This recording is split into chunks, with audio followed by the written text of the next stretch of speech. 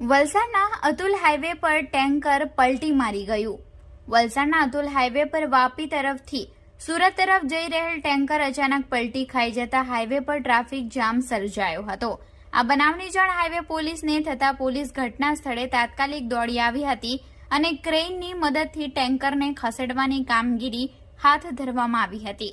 આ અકસ્માત અંગે ઘટના સ્થળેથી મળતી વધુ વિગતો મુજબ વલસાડના અતુલ નજીક હાઈવે પર આજે સાંજના સુમારે એક ટેન્કર ચાલકે ડ્રાઇવિંગ પરનો કાબુ ગુમાવતા ટેન્કર અચાનક પલટી ખાઈ ગયો હતો, જેમાં ટેન્કર ચાલકને સાધારણ ઈજાઓ પહોંચી હતી।